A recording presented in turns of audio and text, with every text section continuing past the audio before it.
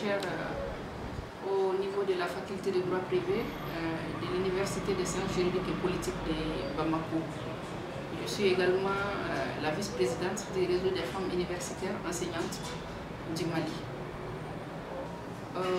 Nous venons de boucler avec le mois de Ramadan. Hier, c'était la fête et dans ce cadre-là, je présente mes vœux les meilleurs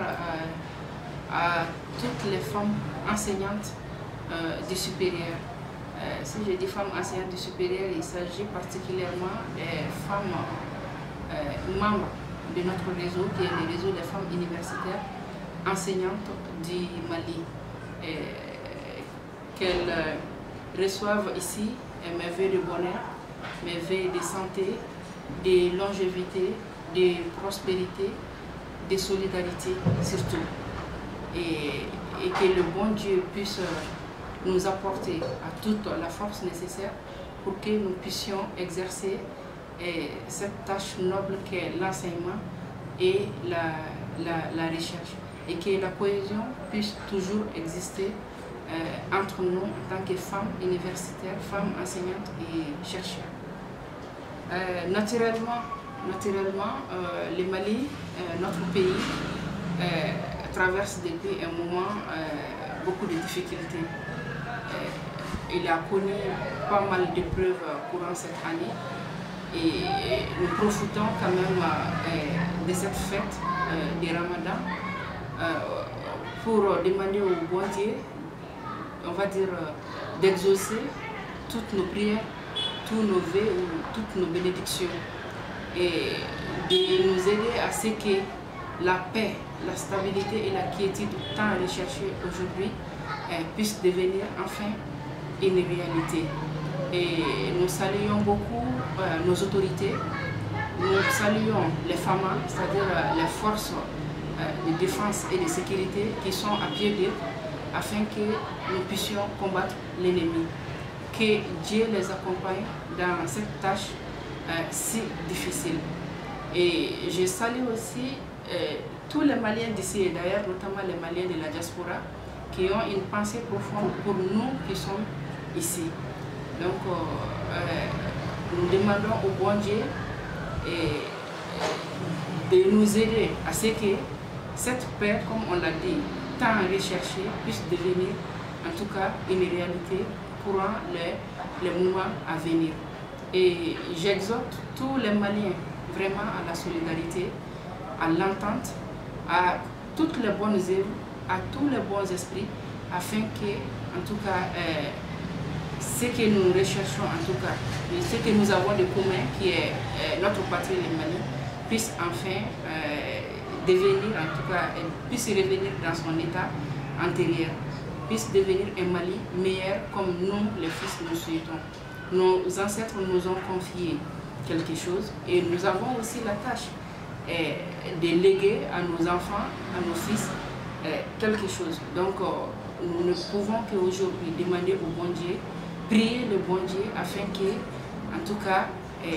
tout puisse rentrer dans l'ordre pour le bonheur de tous.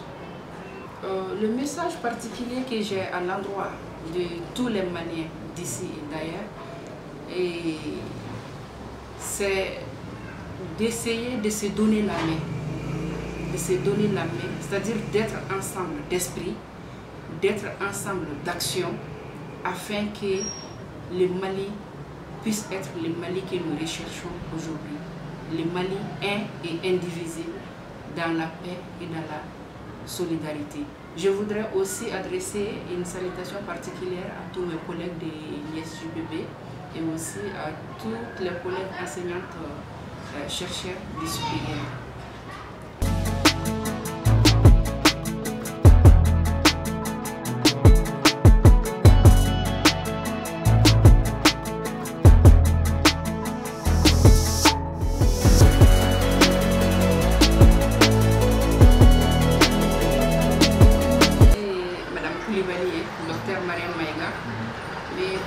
Sanfɛ kalanso la fɔ min ma ko ISJPB n'o ye droit kalanyɔrɔ ye en même temps n ye femme universitaire ka jɛkulu min bɛ yen n'o ye o vice présidente ye seli hukumu kɔnɔna na ne kun bɛ fɛ ka duwawu don kɛ ka foli bila kɛ ka tila ka duwawu don kɛ n ka foli bɛ n baarakɛɲɔgɔn bɛɛ lajɛlen k'a daminɛ ISJPB ɲɛmɔgɔba la n'o y'a recteur ye fo ka na se a baarakɛ ɲɔgɔn tɔw ma n ka foli bɛ an ka réseau fana présidente ye o ni an ka jɛkulu den tɔw bɛɛ lajɛlen an bɔlen filɛ sunkalo in kɔnɔna na duwawu ni seliw cayara kosɛbɛ n bɛ duwawu de kɛ o duwawu minnu na an ye olu kɛ seli minnu ni an y'olu kɛ ala ka kɛ a minɛbaga ye ala k'a minɛ an ye ala k'a minɛ Mali ye barisa an bɛɛ b'a dɔn an ka jamana bɛ lahala min kɔnɔ bi a ma nɔgɔn kosɛbɛ an tɛmɛna ko caman fɛ an ma bɔ a bɛɛ la fɔlɔ donc duwawu fanba ye de bi k'a fɔ halisa ala ka an dɛmɛ ala k'an dɛmɛ ka Mali kɛ kelen ye ala k'an dɛmɛ ka malidenw fara ɲɔgɔn kan ala k'an dɛmɛ ka juguw kɛlɛ jugu kɛra fan o fan fɛ an ka sɔrɔdasiw u cɛsirilen don su u cɛsirilen don tile donc ala ka fanga d'u ma ka fɛɛrɛw d'u ma halisa Mali bɛ dingɛ min kɔnɔ u ka se ka bɔ a kɔnɔ o hukumu kɔnɔna na an bɛ foli bila an ka faamaw fana ma barisa jamana faamaw olu fana cɛsirilen don kosɛbɛ walasa Mali bɛ lahala min kɔnɔ bi a ka se ka bɔ a kɔnɔna na donc foli belebeleba an b'o di olu ma k'o di finitigilakaw fana ma ni jamana ka foli bɔra yen an bɛ duwawu don an ka baarayɔrɔ mɔgɔw fana ye yarabi an bɔra seli min na an bɛ duwawu de kɛ ala ka an sago k'an ye ala ka baaradaw jidi ala ka laɲiniw bɛɛ lajɛlen ala k'a sabati baarada gɛrɛgɛrɛ ala k'an kisi u ma ala ka an ka foli to ala ka an ka fo diɲɛ ye yarabi fɔɲɔgɔn kɔ ni ɲɔgɔn faamuyabaliya minnu bɛna baarayɔrɔ kɔnɔna na ala ka faamuyaliko ɲuman d'an ma an ka se ka tɛmɛ olu la Mali marako ɲuman ani baarakɛko ɲuman jamana ye yarabi ala ka o fanga d'an ma ala ka an ka duw ta fanga ani an ka denmisɛnninw ta fanga ala k'o fana d'an ma ala k'an sigi an denw kunsigi suma la minnu taara k'an to n bɛ duwawu kɛ ala ka dayɔrɔ ɲuman ala k'o di olu ma ala ka an yɛrɛ fana labɛn ka ɲa k'an ta don kɔnɔ yarabi bɛn ni kelenya min ni maliyɛn den bɛɛ bɛ k'a ɲini bi ala ka o dusu don an kɔnɔ ala k'o hakili ɲuman d'an ma ala k'o kɛwale fana o kɛcogo ɲuman ala k'o d'an ma ne tun bɛ fɛ k'o duwawu de don maliden bɛɛ lajɛlen ni hukumu kɔnɔna na yarɔ an bɛ sun in bɛ kuncɛ ni seli ye seli ye ala nisɔndiyamayɔrɔ ye barisa sunkalo kɔnɔna na bato caman bɛ kɛ an y'o de fɔ seli caman bɛ kɛ bato caman bɛ kɛ o bɛ kuncɛ ni nisɔndiyafɛn min ye o dɔ ye seli ye